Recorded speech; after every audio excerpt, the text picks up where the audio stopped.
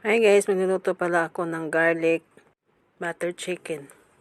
Yan yung mga ingredients ko, yung manok, nilagyan ko na ng asin, tapos magic sarap, and then maglalagay na pala ako ng paminta. Pagkatapos pala yan, nilagyan natin siya ng paminta. Bali, haluin muna natin siya gamit ang ating malinis na kamay.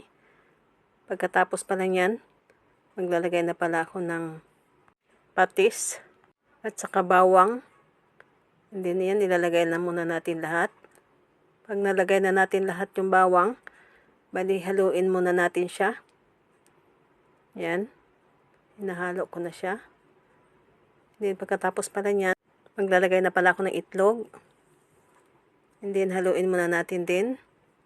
Pagkatapos pala yan, maglagay pala ako ng vinegar o suka. Kunti lang, at least pang tanggal ng langsa.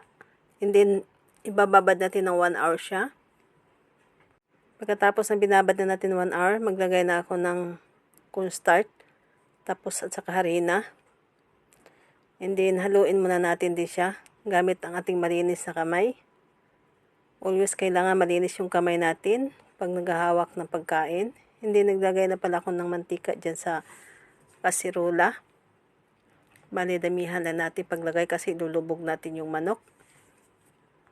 So naglagay na pala ako ng manok dyan sa mantika. And then hinaan lang muna natin ang apoy para naman yung ilalim ng manok luto talaga. And then baliktarin muna natin.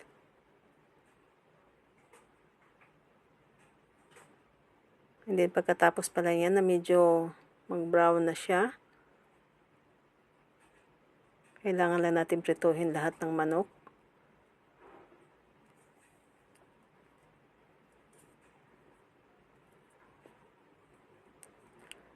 So, ilalagay ko muna siya din sa tissue.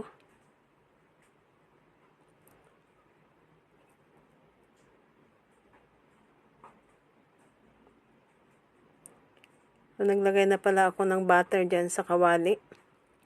At saka yung garlic o bawang. Ayan, antayin ko lang muna medyo maluto yung bawang. Yan, haluin ko lang muna siya.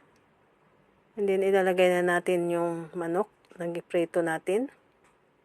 So, pagkalagay pala natin ng manok, kailangan natin siyang haluin. Para naman makasigurado tayo na lahat ng manok na lagyan na ng butter. So, yung nasa taas na part, kailangan ilagay natin sa ilalim. Yan. So, kailangan lahat. Para naman malagyan ng butter.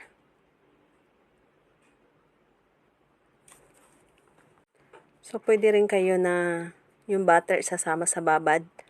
Tapos pagprito sa manok. Pwede rin yun. So, thank you for watching guys. Maraming salamat.